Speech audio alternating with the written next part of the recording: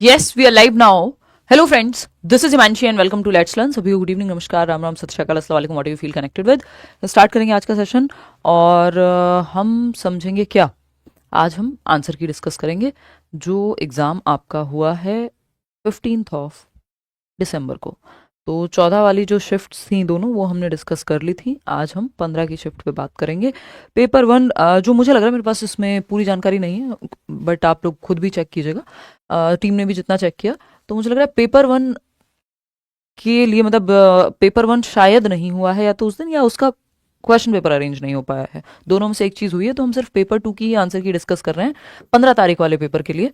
बाकी इससे जो 14th को हुआ था वो दोनों हमने उसी दिन डिस्कस कर लिए थे। अब क्योंकि आगे तो पेपर है नहीं, 15 दिन में, 15 से 20 दिन में आपकी आंसर की आ जाती है।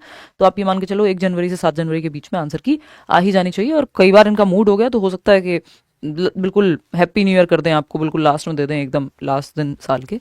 तो वो एक बात है। 15th of December paper 2 CDP section हम डिस्कस करेंगे। कंपैरेटिवली मैं ये कहूँगी लैंग्वेज के साथ खेला गया है इस पेपर में, मतलब लैंग्वेज अच्छी दी गई है, ये नहीं कह सकते। इससे पहले जो हुआ था 14th को जो एग्जाम हुआ था, मुझे मेरा पर्सनल ऑब्जेक्टिवली जितना मैं समझ पाने की कोशिश कर रही हूँ अपने आप को साइड हटा करके, क्योंकि टीचर्स जब देखते हैं तो वो अपने नजरिए से देखते हैं। बट अगर वैसे भी देखें, इन जनरल भी, सामान्य तौर पे ऑब्जेक्टिवली भी देखने की कोशिश करें अगर इसमें से अपना बायस हटा के, तो लैंग्वेज कंपैरेटिवली मुश्किल है 14 तारीख वाले पेपर से, है ना। तो स्टैंडर्ड सेम है, ऐसा नहीं है कि क्वेश्चंस को लेवल को चेंज कर दिया गया हो, बट थोड़ा सा टिपिकल बनाया गया है। चलिए कोशिश करते हैं। और मुझे लग रहा है ये क्वेश्चन पेपर हो सकता है इसमें 1-2 क्वेश्चन ऐसे निकल जाएं जो मेरा पिछले 5 सालों का रिकॉर्ड है। 6 साल पेपर हुआ है, 2018 में 1-2 गलतियां हुई होंगी, उसके बाद से कोई गलती हुई नहीं है। या तो मैंने ऐसे मिसरीड कर लिया हो क्वेश्चन को, तो फिर वो मान लो जैसे अभी लास्ट क्लास में जो लास्ट हम आंसर की डिस्कस करते थे, तो आइडेंटिफाई वाला जो था वो 2 जगह लिखा हुआ था, जबकि मैंने मार्क 1 जगह किया हुआ है, बट गलती से दूसरा टिक कर दिया। तो वो अगर कंफ्यूजन उस तरह की हो गई, मिसरीड हो गया, तो बात अलग है। अदरवाइज तो गलती कोई नहीं हुई, और वो भी मैंने तुरंत आपको ऑप्शंस में करेक्ट करा दिया था। लेकिन हाँ, इस पेपर के साथ मुझे डाउट है, क्योंकि कई क्वेश्चंस ऐसे हैं कि जहां पे ये एग्जामिनर पे डिपेंड करेगा, क्योंकि पेडागोजी है, मैथ्स नहीं है, 2+2 4 नहीं होता, कि वो कॉन्टेक्स्ट किस तरफ लेके जाने की कोशिश कर रहे हैं। हालांकि अगेन 99% जो है कोशिश तो यही रहती है कि एक्यूरेसी पूरी तरह से रहे, सही हो जाते हैं 100%। बट इस पेपर में फिर भी ये डाउट लेके चल रही हूँ कि 1-2 क्वेश्चन हो सकता है कि ऑफिशियल से वेरी कर जाएं, क्योंकि नजरिए का है, जिस पर्सपेक्टिव से वो क्वेश्चन को बनाया गया, एग्जामिनर ने जिस तरह से देखा है, वो इसमें इंपॉर्टेंट रहेगा। फिर भी डिस्कस करते हैं, 1-2 क्वेश्चन इधर हुए उधर हुए। और मैं तो खुश हो जाऊंगी अगर फाइनल आंसर की में एक भी क्वेश्चन इधर उधर ना जाए, तो रिकॉर्ड जो है अपना वो बना रहेगा, अच्छा लगेगा खुद में ही। देखिएगा, तो हार्वर्ड गार्डनर पहला क्वेश्चन है। हार्वर्ड गार्डनर, आपका सेट जो भी हो, क्वेश्चन ऊपर नीचे होते हैं, बस क्वेश्चन यही हैं, तो सेट मैटर नहीं करेगा। चलिए आते हैं। Harvard gardener proposed that intelligence, यानी बुद्धि क्या है हार्वर्ड गार्डनर के अनुसार, तो मल्टीपल इंटेलिजेंस की उन्होंने बात की है। Can be differentiated into multiple kinds, simple बात है। पूरा तब समझेंगे जब इसको एनालाइज कर रहे होंगे नेक्स्ट एग्जाम के लिए, कि अलग अलग प्रकार से विभाजित कर सकते हैं। एंटिटी रिव्यू पे बात नहीं करते हैं, ये 8 टाइप्स ऑफ इंटेलिजेंस की बात करते हैं गार्डनर। बहुबुद्धि का सिद्धांत तभी कहलाता है। इन्होंने जेनेटिक्स को ज्यादा महत्व नहीं दिया, रिकॉल, ये सब बेकार की बातें गार्डनर के अनुसार। फ्रेम्स ऑफ माइंड नाम की पुस्तक थी इनकी। 4th ऑप्शन सही है। व्हाट इज प्रोग्रेसिव एजुकेशन, यानी प्रगतिशील शिक्षा क्या है, बताइएगा फटाफट से। प्रगतिशील शिक्षा लर्निंग बाय डूइंग की बात करती है। जॉन डुई को याद कर लीजिए, जहां बच्चा एक्टिव होगा बात बन जाएगी। An approach to education that emphasises individualised learning and student centred classrooms, बिल्कुल सही बात है ना। स्टैंडर्ड करिकुलम नहीं भाई, फ्लेक्सिबल करिकुलम चाहिए यहाँ पे। Maximum use of technology and multimedia, approach to education that discipline, नहीं। और सिर्फ टेक्नोलॉजी या मल्टीमीडिया का यूज करना ही आपका ये नहीं है प्रोग्रेसिव एजुकेशन। बच्चा एक्टिव चाहिए, चाइल्ड सेंटर्ड होती है, तो first option is the right answer over here. आगे बढ़ेंगे, क्वेश्चन नंबर 3 देखिएगा। असर्शन और रीजन, ये एक अच्छा सवाल कहेंगे इसको, क्योंकि फंसाने की कोशिश पूरी तरह से की गई है। हालांकि अगेन जो मेरा सेंस कहता है, जितना मैं सीबीएसई को समझती हूँ या सीटेट के पैटर्न को समझती हूँ, उस हिसाब से जो मैं इसका आंसर बताऊंगी वही होना चाहिए। लेकिन फिर भी ये एक ऐसा क्वेश्चन है जिसमें खेला जा सकता है, दोनों तरफ ही जाया जा सकता है। चलिए आते हैं, समझते हैं और पढ़ने का प्रयास करते हैं। देखिए, तो अगर हम बात करें, असर्शन है, स्टेटमेंट है, girls in middle school might often be silent and not participative in classroom discussions. मतलब माध्यमिक विद्यालय में, अगर मैं मिडिल स्कूल की बात करूं, तो हम कहेंगे 6 से 14 वर्ष के जो बच्चे हैं, 6 से 14 भी नहीं, अगर हम कहें 6th to 8th क्लास के, है ना, 6th to 8th क्लास का जो बच्चा है, वो, उसमें भी लड़कियों की बात हो रही है। तो माध्यमिक विद्यालय में लड़कियां अक्सर चुप रहती हैं और कक्षा की चर्चाओं में उनकी गैर भागीदारी हो सकती है। तो ये ऐसा नहीं है कि जेंडर बायस बात करने की कोशिश कर रहे हैं, ऐसा अगर जनरलाइज किया जाए, सामान्यकरण किया जाए, तो ये पाया जा सकता है कि लड़कियों का पार्टिसिपेशन कम हो बिकॉज ऑफ सेवरल फैक्टर्स। आपके कल्चर ने सिखाया हो कि तुम्हें तो चुप रहना है, तुम्हें तो उल्टे जवाब नहीं देने हैं, ये वो 50 चीजें यहां पे हो सकती हैं। तो पूरी संभावना है कि इसको हम सही मान लेंगे, है ना। ये फैक्ट नहीं है, ध्यान रखिएगा, ये अजम्पशन है, ये जनरलाइजेशन है, सामान्यकरण है, ये कोई 100% सही बात नहीं है, लेकिन ऐसा होता है तो उसके कल्चरल रीजन भी हो सकते हैं।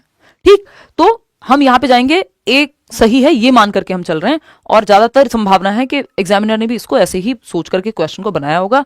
तो वो एक बात है।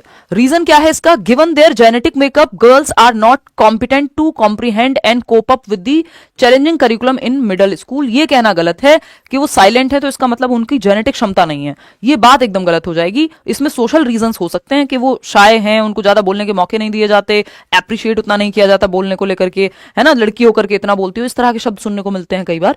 तो ये क्या है, उस रीजन से ये सही हो सकता है, नहीं तो ये गलत भी, कोई इसमें कोई, क्योंकि ये लॉजिकल, ये कोई साइंटिफिक बात नहीं है, लेकिन सामान्य तौर पे कही जा रही है, माइट ऑफन लिखा हुआ है। ठीक, तो A is true but R is not true, है ना। ए तो सही हो सकता है, यहां पे आर सही नहीं हो सकता, आर तो इसका एकदम ही गलत है। तो A is true but R is false, second option के साथ मैं यहां पे जा रही हूं। आगे बढ़ेंगे, ये वैसा ही है कि जो गर्ल्स हैं उनको डॉल्स के साथ खेलना पसंद होता है ऑल, तो उसका कल्चरल रीजन ज्यादा है, उसका कोई जेनेटिक रीजन नहीं है। क्वेश्चन नंबर 4 देखिएगा, क्वेश्चन नंबर 4 देखिएगा और बताइएगा क्या कहना चाहता है एग्जामिनर। क्वेश्चन नंबर 4 में the nature of assessment should be, आकलन का नेचर कैसा होना चाहिए? डायनेमिक होना चाहिए, ये बात हमको पता है ना। डी फॉर डायनेमिक, यानी परिवर्तनशील, सिचुएशन और नीड के हिसाब से आपके आकलन के स्टाइल्स चेंज हो जाने चाहिए। हर बच्चे से सेम मेथड से आप आकलन नहीं करते हैं, ना सेम मेथड से पढ़ाते हैं। ये मैं आपको बता भी चुकी थी कि स्टैंडर्डाइज्ड असेसमेंट, स्टैंडर्डाइज्ड मेथड्स बहुत अच्छी बात नहीं होती। ठीक, फ्लेक्सिबल रहना है हमको। And assessment task should be what, कैसे होने चाहिए? ऑथेंटिक होने चाहिए। फिर असेसमेंट टास्क अगर आप स्टैंडर्डाइज दे देंगे तो पंगा हो सकता है, तो हम 4th के साथ जाएंगे, वो मुझे यहां ज्यादा बेहतर नजर आ रहा है। तो 4th ऑप्शन। आगे बढ़ेंगे, question number 5, read the following statements. Assertion क्या है भाई, पढ़िएगा एक बार। असर्शन है इसमें, यानी कथन है, it is advisable not to rely on standardised test while conducting assessment for learning. यानी असेसमेंट फॉर लर्निंग जब आप ले रहे हैं तो इंडिविजुअल नीड्स का यहां ध्यान रखा जाना चाहिए। स्टैंडर्डाइज्ड टेस्ट इंडिविजुअल डिफरेंसेस का ध्यान नहीं रखता, इसलिए ये बात सही है एकदम, है ना।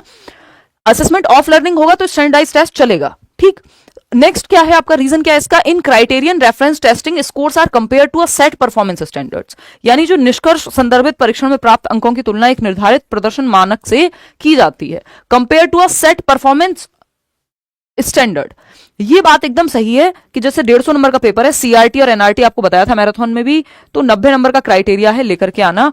तो ये बात एकदम सही है कि क्राइटेरियन रेफरेंस टेस्टिंग में स्कोर्स जो हैं वो कंपेयर किए जाते हैं to a set performance standard.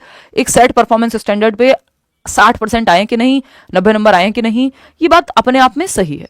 ठीक, तो both A and R are true and R is not the, क्योंकि ये डायरेक्ट एक्सप्लेनेशन नहीं समझ में आ रहा इस बात का कि यहां पे रीजन कुछ और था और यहां पे रीजन कुछ और है। तो both A and R are true but R is not the correct explanation. तो मेरी समझ के आधार पे पहला ही उत्तर यहां सही होगा। आगे बढ़ते हैं क्वेश्चन नंबर 6 पे। क्वेश्चन नंबर 6 क्या कहता है? विच of the following is an example of a question that promotes analytical skills in students, यानी कौन सा एक ऐसा क्वेश्चन का या ऐसे प्रश्न का उदाहरण है जिसमें विश्लेषणात्मक कौशल को बढ़ावा मिलेगा, एनालाइज करने का मौका मिलेगा, बच्चे को एनालिसिस यानी तोड़ के देखने का मौका मिलेगा। तो अगर हम देखें एक्सप्लेन द की कैरेक्टरिस्टिक्स, तो इसमें कोई एक्सप्लेनेशन में आपका एनालिटिकल थिंकिंग, कोई दिमाग का ज्यादा यूज जहां होगा वहां एनालिटिकल थिंकिंग लगेगी। तो सिर्फ जब आप की पॉइंट बता दे रहे हैं तो आपकी रिकॉल पावर लग रही है, ना कि आपका एनालिसिस लग रहा है। How have mammals adapted to their environment, इसमें बातें करनी पड़ेंगी कि कैसे मैमल्स ने अपने वातावरण में, स्तनधारियों ने कैसे अपने वातावरण में अनुकूलित किया स्वयं को। फिर आता है टेल अ फ्यू एग्जांपल्स, है ना, few non examples of mammals given in the text book. सिर्फ टेक्स्ट बुक से ही अगर आप एग्जांपल्स और नॉन एग्जांपल उठा करके दे देंगे तो एनालिसिस का मौका नहीं मिल पाएगा। ये अंडरस्टैंडिंग के लिए ठीक है। What is the definition of a mammal, again ये रिकॉल के लिए ठीक है। एनालिसिस में दिमाग लगेगा, सोचने पे जोर पड़ेगा, जो कि थर्ड ऑप्शन में सबसे ज्यादा पड़ रहा है। क्वेश्चन नंबर 7 देखिएगा फटाक से। ये क्या कहता है भाई? ये कहना चाहता है, एक मिनट रुकिएगा, थोड़ा सा इसको एडजस्ट कर लेते हैं। हाँ, क्वेश्चन नंबर 7 क्या कह रहा है भाई? 7 कह रहा है कि असर्शन यानी स्टेटमेंट क्या है? N inclusive classroom does not offer differentiated instruction. अगर इंक्लूसिव क्लासरूम में डिफरेंशिएटेड इंस्ट्रक्शन नहीं होगा तो कहां पे होगा? है कौन से दुनिया के कोने में फिर डिफरेंशिएटेड इंस्ट्रक्शन का हम इस्तेमाल करेंगे? डिफरेंशिएटेड इंस्ट्रक्शन एक पॉजिटिव बात है, बच्चों की नीड के अनुसार आप चीजें करें और आपका पेडागोजी स्पेशल बैच कब आएगा और उन सर का हिंदी बैच कब आएगा, जल्दी ही बता देंगे, आएगा। रिजल्ट आने दो सीटेट का, तब निकालेंगे, है ना, हम कोई जल्दी में नहीं है। और सीटेट के बाद क्या करना है ये भी तभी चर्चा करेंगे, जो हम सालों से करते आ रहे हैं। तो इन दोनों ही बातों को लेकर के चिंता में ना रहे हैं, ठीक। तो an inclusive classroom does not offer differentiated instruction, ये कहना गलत है। Inclusion is a policy that stresses equal opportunities by providing same learning goals. Same learning goal नहीं, ये दोनों ही बातें गलत हो जाएंगी। Both A and R false. सबके लिए सेम गोल थोड़ी रखते हैं इंक्लूसिव एजुकेशन में, बच्चे की नीड को ध्यान में रखते हुए गोल रखा जाता है। बात सही है नहीं है? चलिए आगे बढ़ते हैं। नेक्स्ट क्या है? नेक्स्ट है आपका question number 8, use of the people first language such as using the description students with a learning disability instead of learning disabled student. तो लर्निंग डिसेबल्ड कहने की बजाय किसी को हम क्या कहें, student with a learning disability. वो व्यक्ति डिसेबल्ड नहीं है, एक लर्निंग की डिसेबिलिटी है, भाषा का अर्थ है, अंतर है। तो इंक्लूजन की भाषा का हम इस्तेमाल कर रहे हैं। क्या कर रहे हैं हम यहाँ पे? टेक इज अ हिंड्रेंस नहीं, consonance with the human rights approach to inclusion, यानी समावेशन के मानवाधिकार दृष्टिकोण के अनुरूप है कि भाई ह्यूमन के राइट्स हैं, आप उसको ऐसे लेबल मत कीजिए कि उसको डिसेबल्ड ही बता दिया। हम क्या कह रहे हैं? लर्निंग डिसेबल्ड है, व्यक्ति डिसेबल्ड नहीं है, ठीक है। तो ये एक बात सही है। इसके अलावा takes away the emphasis from disabilities and is, नहीं नहीं नहीं, is not in the true spirit, नहीं, फर्स्ट ही सही बनेगा। यहाँ पे कुछ और बनता ही नहीं है कि समावेशन जो इंक्लूजन के राइट्स हैं बच्चे के, वो इसमें ध्यान में रखे जा रहे हैं। क्वेश्चन नंबर 9 देखिएगा और बताइएगा कि क्या सही उत्तर होना चाहिए। थोड़ा सा लेंदी है क्वेश्चन ऑफ कोर्स, देखिएगा, कोशिश कीजिए, हल निकल ही जाएगा। देखिए, examples of assistive technological devices to cater the needs of children with visual difficulties include, यानी जिन बच्चों को दृष्टि बाधिता है, देखने में समस्या है, तो उनके लिए कौन से डिवाइसेस सही होंगे? ऑल्टरनेटिव कंप्यूटर इनपुट डिवाइसेस, हाँ ये यूज हो जाते हैं। Braille embosser and displays, touch and feel सही है। स्पीच रिकॉग्निशन सॉफ्टवेयर, जैसे आपका फोन आ रहा है और एक बच्चा है जो नहीं देख सकता, तो आजकल सॉफ्टवेयर है जो बोल के बता देगा कि भाई किसका फोन आ रहा है, तो वो विजुअली इंपेयर्ड बच्चे के लिए अच्छा है। यूज ऑफ साइन लैंग्वेज, ये डेफ एंड डम बच्चों के लिए यूज होता है, फर्स्ट सेकंड और थर्ड, या स्टूडेंट्स हैविंग डिफिकल्टी या फिर having disability with deaf and dumbness, वो वहां पे यूज हो जाएगा। ए बी और सी, डी यहां पे सही नहीं है। ए बी सी का ऑप्शन मुझे लग रहा है भी नहीं है, फोर्थ ऑप्शन है, ठीक, कि डी के साथ ना जाकर के बाकी हम थर्ड के साथ यहां फोर्थ ऑप्शन के साथ जाएंगे, ए बी और सी। डी की बात जो है वो साइन लैंग्वेज यहाँ पे यूज नहीं होगा विजुअल इंपेयर्ड के लिए, क्योंकि साइन में हम जेस्चर्स का यूज करते हैं, हाव भाव का यूज करते हैं, और एक बच्चा जिसको विजुअल डिफिकल्टी है या विजुअल डिसेबिलिटी है, उसको हाव भाव देखने में और समझने में ज्यादा समस्या होगी। बात सही है नहीं है? आते हैं, समझते हैं। क्वेश्चन नंबर 10 है, to support inclusion of students with autism it is advisable to, यानी स्वालीनता वाले बच्चे को अगर आपको सपोर्ट करना है तो क्या करेंगे आप? पहला है create a classroom setting that is over stimulating, नहीं, ओवर स्टिमुलेट करेंगे तो वो बच्चा और ज्यादा परेशान हो जाएगा। फॉर्म एंड अनस्ट्रक्चर्ड सेटअप, नहीं, एकदम स्ट्रक्चर्ड सेटअप होना चाहिए इन बच्चों के लिए। Use concrete literal and consistent language, ये बात थोड़ी सी हमको जम रही है। Avoid giving visual support, and नहीं, देखने में दिक्कत थोड़ी होती है, तो थर्ड ऑप्शन ही यहाँ पे सही है। लंबी चर्चा जब करेंगे, जब फाइनल जो है आपको ये अगली बार के लिए तैयारी करनी होगी, लेकिन हाँ यही इसमें सही है, कोई दिक्कत वाली बात नहीं है, ठीक। नेक्स्ट क्वेश्चन पे चलते हैं। In order to address the needs of talented and creative children, gifted बच्चे 3 प्रकार के होते हैं, हमने डिस्कस किया हुआ है। इंटेलेक्चुअली ब्राइट, जिनका आईक्यू ज्यादा है, टैलेंटेड हैं जो, और क्रिएटिव हैं, किसी क्षेत्र में अच्छा कर रहे हैं। अब टैलेंटेड एंड क्रिएटिव बच्चों को कैसे एड्रेस करना है क्लासरूम में? Provide them with detailed and explicit instructions, यानी डिटेल्ड इंस्ट्रक्शन और एक्सप्लिसिट इंस्ट्रक्शन की जरूरत है। Ensure that they receive higher grade, give primacy to their cognitive requirements over emotional needs, keep them engaged and interested in the learning process। अगर उनको मजा आएगा सीखने में तो वो कुछ कुछ नया करते रहेंगे, बाकी बातें उतनी यहां लागू होती नहीं है, ठीक। रीड की प्रिपरेशन में बात करेंगे भाई, देखिएगा, अभी से मत सोचो कि 86 नंबर आ रहे हैं, कितने आ रहे हैं। मैं सीडीपी की गारंटी ले सकती हूँ आपकी, क्योंकि और हिस्ट्री है, अगर आप प्रीवियस चेक भी करके देखेंगे सारे आंसर सही निकलते हैं। कभी कोई रेयर अकरेंस है या कोई लैंग्वेज का, या मैंने पहले खुद से ही बोल दिया हो कि इसमें डाउट हो सकता है, तो बात अलग है। तो ये मान लो आप 30 में से 29 तो सही होते ही होते हैं, 30 ही होते हैं मोस्ट ऑफ द टाइम। बहुत ही बुरा समय आ गया तो 28। तो यहाँ पे तो आप आराम से चेक कर सकते हो कि ऑफिशियल आंसर की से मैच हो जाएगा, लेकिन बाकी सब्जेक्ट्स की गारंटी नहीं है, बहुत अंतर आता है कई बार, तो वो थोड़ा सा आप वहां देख लीजिए। अभी उसको फाइनल मत मान के चलिए कि 86 ही आ रहे हैं, यही फाइनल है ना। ऑफिशियल आंसर की का उस केस में थोड़ा सा इंतजार कीजिए, 1-2 नंबर आपके देखिएगा। तो अगर हम बात करें यहाँ क्वेश्चन नंबर 12 की, तो ये क्या कहता है? क्वेश्चन नंबर 12 कहता है teacher should deal with failure of students in the classroom. बच्चों के फेलियर को, असफलता को कैसे डील करें टीचर, ये पूछा है। By correcting and over correcting the student, नहीं ओवर करेक्ट नहीं करना है, स्टैंडर्डाइज आईक्यू से भी कुछ नहीं होने वाला। By identifying the caste of the students, ये बेकार की बातें हैं। By critically examining their own pedagogical strategies, अपने ही टीचिंग मेथड को देखें कि कहां कमी रह गई, कैसे सुधारा जा सकता है। D option is the right answer. आगे बढ़ेंगे क्वेश्चन नंबर 13 पर। ये क्या कहता है भाई, what is the role of prior knowledge in constructivist learning. रचनावादी अधिगम में ओल्ड नॉलेज, प्रीवियस नॉलेज, जिसपे हम बहुत बार चर्चा कर चुके हैं, उसका क्या रोल है। Prior knowledge is important for building connections and facilitating new learning. भाई मैं ये बहुत बार डिस्कस कर चुकी हूँ कि एक नींव के जैसा है, जो प्रीवियस नॉलेज, पूर्व ज्ञान बच्चा लेकर के आता है अपने साथ, वो उस प्रीवियस नॉलेज पे बिल्ड ऑन करेंगे आप न्यू नॉलेज को कनेक्ट करके। ठीक, तो क्लियर बात है, कोई दिक्कत नहीं। कब तक आ जाएगी बता दिया भाई शुरुआत में ही, जनवरी फर्स्ट वीक में आ जानी चाहिए। हो सकता है दिसंबर एंड होते होते अंत में ही आ जाए, बिल्कुल 15 दिन में आ जाती है आंसर की, जनरली हद से हद 20 दिन के अंदर दे देते हैं। Prior knowledge is only important for learners who have high level of intrinsic motivation, ये सब बेकार की बातें हैं। चलिए, फर्स्ट ऑप्शन यहाँ सही है, कोई और बनता ही नहीं है। आगे बढ़ते हैं question number 14। How can teachers support students in becoming self directed learners in a constructivist classroom. Basically बच्चा जो है वो एक्टिव है और खुद से अपने अधिगम को दिशा दे पाए, इसके लिए टीचर क्या करें। तो मौज करें हैं या बच्चों को मौज कराएं। देखो, बाय सेटिंग एक्सप्लिसिट गोल्स, नहीं, बाय एनकरेजिंग स्टूडेंट्स टू देखना बच्चा कहां एक्टिव है, to take responsibility for their own learning and develop self regulation skills, बस सिंपल है। By providing detailed and prescriptive instructions, ये बेकार है। बाय मतलब बेकार की बात है, बेकार तो क्या है। By providing frequent feedback and grades, नहीं भाई, सेकेंड ऑप्शन ही यहां सही बनता है, कोई और ऑप्शन आसपास भी नहीं है उसके। क्वेश्चन नंबर 15 देखिएगा, ये हल्का सा ब्लर है बट काम चलाएंगे। देखिएगा क्या कहना चाहता है कवि, फटाफट से देखते हैं। असर्शन है, a middle school teacher keeps in regular touch with the present parents of students of her class to understand them better. बच्चों को पेरेंट्स से वो टच में रहता है, ताकि एक टीचर है जो टच में रहते हैं ताकि पता चल सके, बच्चों को बेहतर तरीके से समझा जा सके, क्योंकि वो परिवार से आ रहे हैं और स्कूल में आ रहे हैं, ये दो महत्वपूर्ण जगहें हैं। रीजन क्या है, communities should be direct how and what the communities should direct how and what the children should learn. Communities को ये डायरेक्ट करना चाहिए कि बच्चे कैसे सीखें और क्या सिखाना चाहिए। तो एक संभावना ये है कि आर सही यहां पे ना माना जाए, बट क्योंकि मेरा जो प्रीवियस अनुभव कहता है वो कहता है कि दोनों को सही माना जाएगा और दोनों एक दूसरे की सही व्याख्या है, तो हम यहाँ फोर्थ के साथ जा रहे हैं। फिर भी 0.5% का डाउट इसमें आप चाहें तो रख सकते हैं। क्वेश्चन नंबर 16 देखिएगा, in order to advance problem solving skills of learners teachers should encourage dash and should promote dash thinking. अब एडवांस प्रॉब्लम सॉल्विंग को बढ़ावा देना है यदि टीचर को, तो क्या किया जाए, तो वर्बलाइजेशन को महत्वपूर्ण मान सकते हैं, एनकरेज कर सकते हैं कि बच्चा मौखिकीकरण, कोई समस्या है उसके बारे में बात करे और या वर्बलाइज करे, उस चीज को बोल के देखे। And should promote analogical thinking, अगर समान तरह की समस्या है तो उसने अगर प्रीवियस उस तरह की कोई समस्या देखी है तो उस एक्सपीरियंस से, अनुभव से नई समस्या को सॉल्व कर सके। चलिएगा, खैर ये मीन्स एंड एनालिसिस वाला भी सही था, बट ये कन्वर्जन की वजह से यहाँ थोड़ा सा प्रॉब्लम है।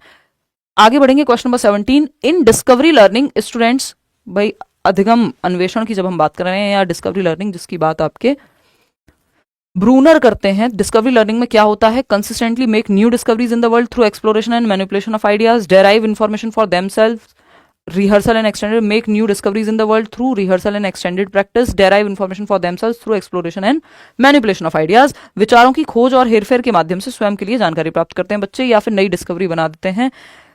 हम फोर्थ के साथ जाएंगे, इसमें 0.5% का डाउट है कि फर्स्ट के साथ ये लोग चले जाएं, बट संभावना बहुत कम है कि ए के साथ जाएं, क्योंकि डिस्कवरी लर्निंग में यही नहीं है कि consistently make new discoveries in the world through exploration, कि नई नई खोज होती ही रहती है हमेशा लगातार, वो थोड़ा सा ज्यादा बड़ी बात हो जाएगी। तो हम फोर्थ के साथ जाना यहाँ ज्यादा पसंद करेंगे।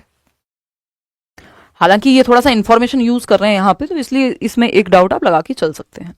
ठीक, तो एक क्वेश्चन और बताया था, एक ये बताया है जिसमें, उसमें तो फिर भी कम है, इसमें डाउट थोड़ा सा ज्यादा है कि किसके साथ जाना चाहेंगे। Discovery learning, in discovery learning students consistently make new discoveries in the world through exploration and manipulation of ideas, derive information for themselves through exploration and manipulation of ideas। कह सकते हैं हम फोर्थ के साथ ये भी जाना पसंद कर रहे हैं, क्योंकि जरूरी नहीं है कि नई डिस्कवरी ही बना देते हैं वो दुनिया में, ऐसा नहीं है कि नई चीजें पहले से, तो इसका डाउट खत्म कर लेना, फोर्थ के साथ ही जाना, क्योंकि ऐसा नहीं है कि कोई नई डिस्कवरी ही हमेशा हो जाएगी, कोई बिल्कुल थॉमस एल्वा एडिसन की तरह एक नया डिस्कवरी करेंगे तब डिस्कवरी मेथड यूज होगा, नहीं। कई बार बच्चा जो पहले से एग्जिस्ट करता है उसी को डिस्कवर करने के प्रयास में एक्शन या एक्टिविटी करता है, तो फोर्थ के साथ ही जाएंगे, यहाँ कोई डाउट नहीं है इसमें। आगे बढ़ते हैं, क्वेश्चन नंबर 18 देखिएगा। Realising that he is not paying attention in the science class and hence he is unable to understand the concepts, Ramesh decides to sit at the front so that he can focus attention better.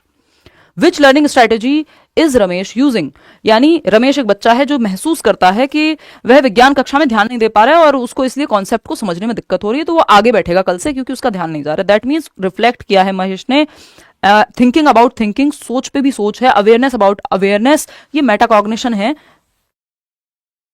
अधिसंज्ञान है, परासंज्ञान है। ठीक, first option. आगे बढ़ेंगे, question number 19 देखिएगा। ये क्या कहता है भाई, विच of the following statements about emotions is correct in the context of cognition? यानी संवेगों के बारे में कौन सी एक बात सही है, ये हमसे पूछा है। तो पहला है emotions help in efficient retrieval of information, नहीं। Emotions modulate various aspects of cognition however degree and direction, ये सही है। सिंपली इसके साथ चले जाएंगे। भावनाएं जो हैं वो अलग अलग तरीके से आपके संवेग को, कॉग्निशन एंड इमोशन एक नंबर का टॉपिक आता ही है आपका। आगे बढ़ेंगे, 20वां सवाल देखेंगे। थोड़ा क्या कह रहे हैं भाई, थोड़ा क्या देखेंगे, पूरा ही देखेंगे इसको। How can teachers increase intrinsic motivation in the students? यानी आंतरिक अभिप्रेरणा को यदि बढ़ावा देना है तो क्या करें? Learning for the sake of learning, इतनी बार हमने डिस्कस किया है। Learning for the Joy of learning, मजे के लिए सीख रहे हैं, रीजन बाहर नहीं है ना। तो by inculcating joy of learning, तो जब सीखने में मजा आएगा, रीजन बाहर नहीं होगा, तो आंतरिक अभिप्रेरणा अपने आप आ जाएगी। उसमें रीजन बाहर नहीं होता, रीजन अंतर होता है। एक्सीलेंस के पीछे भागो, क्या था वो, सक्सेस झक मार के पीछे आएगी। तो ये वाला जो डायलॉग है ये इसी को दर्शाता है। एक क्वेश्चन है, ये थोड़ा सा इन्होंने घुमा के दिया है, इंट्रिंसिक और एक्सट्रिंसिक मोटिवेशन पे, इसको ध्यान से पढ़ेंगे। देखिएगा, विच of the following statements correctly describes the relationship between intrinsic and extrinsic motivation के बीच रिश्ता क्या कहलाता है, ये पूछा है। Intrinsic motivation can impact extrinsic motivation, but ये दोनों नहीं कर सकते, can not B impact intrinsic and extrinsic motivation. देखो ये एक्सक्लूसिव है अपने आप में, अगर कॉमन सेंसिकली देखा जाए। Intrinsic motivation and extrinsic motivation are mutually exclusive, individuals can not be motivated by both at the same time. तो हम ये यहाँ पे मान के चल रहे हैं। इसमें आप डाउट लगा सकते हैं कि ये क्वेश्चन ऐसा है। एक और बताया था, एक ये क्वेश्चन है जिसमें डाउटफुल सिचुएशन हो सकती है कि किसके साथ जाएंगे।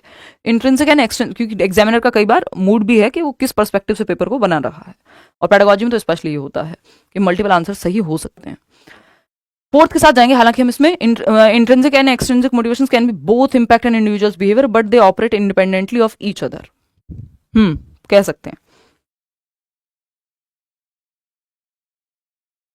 आंतरिक और बाह्य अभिप्रेरणाएं दोनों एक व्यक्ति के व्यवहार को प्रभावित कर सकती हैं, लेकिन वे एक दूसरे से स्वतंत्र रूप से कार्य करती हैं। हाँ, इसको सेकंड के साथ जाना है यार, ये सेकंड मुझे ज्यादा बेटर लग रहा है यहाँ फोर्थ के मुकाबले। ये म्यूचुअली एक्सक्लूसिव वाली जो बात है, individuals can not be motivated by both at the same time, हो सकते हैं भाई अलग अलग चीज के लिए, तो सेकंड के साथ जाएंगे हम यहाँ पे। इसमें डाउट की संभावना कम लग रही है फोर्थ वाले से, तो सेकंड मेरी तरफ से मार्क कर लेना आप। बाकी देखते हैं आंसर की में ये वाले क्वेश्चन का क्या मान के चलते हैं। क्वेश्चन नंबर 22 देख लेना, क्या कहता है भाई क्वेश्चन नंबर 22, फटाफट से देखेंगे।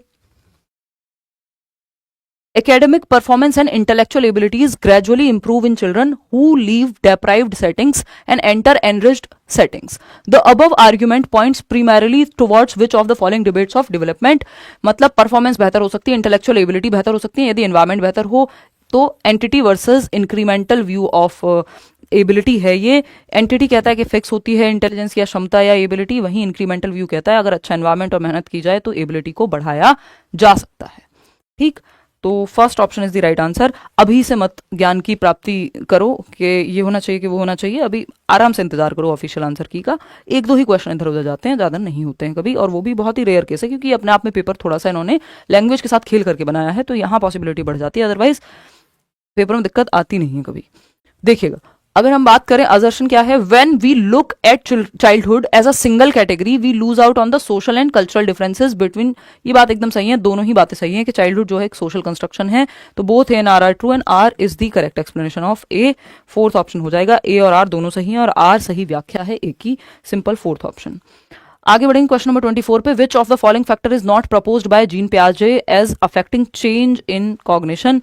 तो इसमें सिंपल मैंने MESC आपको एक निमोनिक बताया हुआ है ना, तो उसमें एक ही चीज़ है जो कल्चरल टूल्स, जो वाइगॉत्स्की जिसकी बात कर रहे हैं और पियाजे जिसकी बात, इन 4 फैक्टर्स में तो नहीं ही कर रहे हैं, बाकी सबकी बात उन्होंने की है, तो सेकंड ऑप्शन यहाँ सही हो जाएगा। आगे बढ़ेंगे क्वेश्चन नंबर 25 पे। जीन पियाजे assumed that the process of learning is dependent solely on heredity, यानी जीन पियाजे ने ऐसा मान के चले, वो जेनेटिक एपिस्टेमोलॉजी की भी बात करते हैं, अज्यूम किया कि प्रोसेस ऑफ लर्निंग जो है डिपेंडेंट होती है हेरिडिटी पे, और development is a result of interaction between heredity and environment. ये बात सही है, लेकिन ये कुछ और बात हो रही है, यहाँ कुछ और बात हो रही है। तो both and R true and R is not the correct explanation. मैं इसके साथ जाना यहाँ ज्यादा पसंद करूंगी, है ना, ठीक, ए के साथ जाना हम ज्यादा पसंद करेंगे, क्योंकि आर फॉल्स थोड़ी है, result of interaction between heredity and environment, हाँ, लेकिन ए की व्याख्या नहीं कर रहा है, ठीक है ना, ये ए की व्याख्या नहीं कर रहा कि इंटेलिजेंस का ज्यादा प्रभाव इंटेलिजेंस पे हेरिडिटी का पड़ता है, ये बात अज्यूम की है, ये हम इसके साथ जा सकते हैं। तो फर्स्ट ऑप्शन सही हो गया। क्वेश्चन नंबर 26 देखिएगा। अकॉर्डिंग टू जीन पियाजे, when children can not handle new experience within their existing cognitive structures, तो वो क्या करते हैं, तो डिसइक्विलिब्रियम होगा एक, तो डिसोनेंस नाम का कोई शब्द पियाजे तो यूज नहीं कर रहे हैं, एटलीस्ट डिसइक्विलिब्रियम होगा। दे एक्सपीरियंस व्हाट, डिसइक्विलिब्रियम, और जब डिसइक्विलिब्रियम होगा तो अडेप्टेशन की प्रक्रिया होगी, एसिमिलेशन और एकोमोडेशन प्रयोग में आएगा और बच्चा अपने स्कीमा को फिर से संतुलन में ले आएगा। Fourth option is the right answer over here. आगे बढ़ेंगे क्वेश्चन नंबर 28 देखिएगा क्या कहता है, फटाफट से समझेंगे। वाइल पियाजे views children as active in manipulating ideas, ठीक है, पैसिव तो होंगे नहीं, और पैसिव सोशल इंटरेक्शन वाइगॉस्की के अनुसार भी नहीं होंगे, तो ऑप्शन ही सिर्फ फर्स्ट बचता है और कोई ऑप्शन है ही नहीं यहाँ पे जो सही होने के आसपास भी हो, तो फर्स्ट ऑप्शन सही है। आगे बढ़ेंगे, 2 सवाल और हैं, 2 3 28 29 और 30। व्हाट इज और are the basis for determining the stage of moral development in Lawrence Kohlberg's theory, जो लॉरेंस कोहलबर्ग की थियरी है उसमें कौन से नैतिक विकास की अवस्था के निर्धारण के आधार हैं, ये आपसे पूछा है। सिंपल आपको देखना है क्या जवाब होना चाहिए। तो आधार की अगर हम बात करेंगे, बच्चे की एज, यस, अलग अलग एज में लोगों ने अलग अलग जवाब दिए। Answer given by the individual for against और स्टीलिंग, यहाँ आंसर इंपॉर्टेंट नहीं है, कोहलबर्ग ने कहा है रीजनिंग इंपॉर्टेंट है, जो रीजन दिया गया है डिसीजन लेने के लिए वो इंपॉर्टेंट है। ए और सी यहाँ सही होंगे, फर्स्ट ऑप्शन के साथ में जाना पसंद करूंगी यहाँ पे, ठीक है, ए और सी फर्स्ट ऑप्शन। आगे बढ़ेंगे, क्वेश्चन नंबर 29 देखिएगा। According to Lev Vygotsky the essence of cognitive development is, यानी संज्ञानात्मक विकास का एसेंस किस ऑप्शन में आपको मिलेगा। इसमें थोड़ी सी लैंग्वेज इस बार इन्होंने ट्वीक कर दी और कई लोग परेशान भी हुए। चलिए समझने का प्रयास करते हैं क्या कह रहे हैं वाइगॉत्स्की के बारे में यहाँ, और क्या हमें काम का मिल सकता है। According to Lev Vygotsky the essence of cognitive development, यानी संज्ञानात्मक विकास का एसेंस क्या है, बिल्कुल मुख्य बिंदु क्या है। Learning to adapt to the environment, environment के प्रति अडेप्ट करना। सोशल, देखो एनवायरमेंट, फिजिकल एनवायरमेंट और सोशल एनवायरमेंट 2 अलग चीजें हैं, ये जनरली आपसे डिस्कशन नहीं किया जाता। एनवायरमेंट पेड़ पौधे भी हो सकते हैं, वहीं सोशल एनवायरमेंट में लोग आएंगे, समाज आएगा। तो ये पियाजे के बारे में तो ये बात सही लगती है, लेकिन वाइगॉत्स्की के बारे में ये बात सही नहीं लगती। हालांकि ये स्पेसिफाई नहीं करते, एनवायरमेंट में कुछ भी हो सकता है, लेकिन जब खाली एनवायरमेंट लिखा हो तो 99% केसेस में वो बात नॉर्मल एनवायरमेंट की हो रही है, फिजिकल एनवायरमेंट की, भौतिक वातावरण की हो रही है, ना कि सामाजिक वातावरण की। ऐसी मेरी ऑब्जर्वेशन है, ठीक, तो हम इसके साथ नहीं जा रहे हैं। Identifying how to respond to cognitive conflict, इसकी भी बात नहीं कर रहे हैं वाइगॉत्स्की। ऑर्गेनाइजिंग स्कीम्स की बात वो नहीं करते हैं, तो ऑप्शन बचा ही क्या आपके पास, ऑप्शन ही बच रहा है फोर्थ, और कुछ ऑप्शन ही नहीं है। तो जरूरी नहीं सारे टर्म्स हमेशा आपको पता ही होंगे, है ना। अगर आप एलिमिनेशन भी यूज कर रहे हैं, एलिमिनेट कर रहे हैं ऑप्शंस को, तो आप सही उत्तर तक बहुत बार पहुंच जाते हैं, ठीक। तो mastering the use of psychological tools, अब इसमें कल्चरल टूल्स आ जाते हैं, साइकोलॉजिकल ही तो हैं वो भी, जैसे भाषा क्या है, साइकोलॉजिकल नहीं है, साइकोलॉजिकल है, मनोवैज्ञानिक है।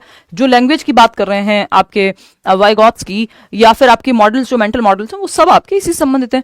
तो मनोवैज्ञानिक उपकरणों के उपयोग में महारत हासिल करना, अब इसमें कल्चरल टूल्स आ जाएंगे, आपकी कहानियां हैं, भाषा है, ये सब इसी में आएंगे। तो लैंग्वेज का अगर थोड़ा बहुत चेंज करता है तो इसका मतलब ये नहीं घबरा जाना है, बाकी ऑप्शंस भी तो देखोगे, वो जा ही नहीं रहे हैं वाइगॉत्स्की के साथ। एक और क्वेश्चन है, लास्ट सवाल है ये वाइगॉत्स्की को लेकर के ही, देखिएगा।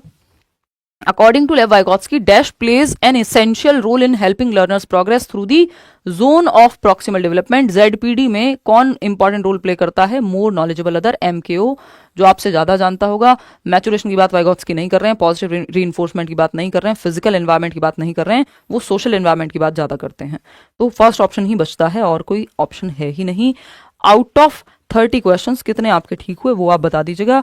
मुश्किल से जो हमने 1-2 क्वेश्चन की, 2 क्वेश्चन की आई थिंक हमने बात की कि जिसमें डाउट संभव है, उसमें भी बहुत ज्यादा संभावना है कि वही उत्तर हो जाए ऑफिशियल जो हमने डिस्कस किया है, लेकिन फिर भी ईश्वर नहीं बनना चाहिए, 100% किसी को नहीं पता दुनिया में, तो थोड़ा सा एक स्कोप हम छोड़ करके चलते हैं हमेशा कि हाँ भाई हो सकता है, होता नहीं है वो बात अलग है। ठीक, तो ये एक बात हुई। हाँ, पेपर की लैंग्वेज, इस वाले पेपर की लैंग्वेज मैं कहूंगी कि हाँ अच्छी लैंग्वेज उन्होंने दी है। ठीक, बाकी ध्यान रखिए और ऑल द बेस्ट। आगे 15 दिन में आपकी आंसर की भी आ जाएगी और आगे क्या करना है उस पर करते रहेंगे चर्चा। थोड़ा सा रेस्ट भी कीजिए और आगे की प्लानिंग फिर से कीजिए। ठीक, टेक केयर, बाय बाय, धन्यवाद। लाइक शेयर सब्सक्राइब आप कर दीजिएगा, कमेंट्स में बता दीजिएगा कितने आपके मार्क्स बने, और हेल्प होपफुली आपको हुई ही होगी। आपके बहुत सारे कमेंट्स और मेल्स मुझे मिल रहे हैं। All the best. जिनका भी अच्छा स्कोर आएगा इंटरव्यू करेंगे।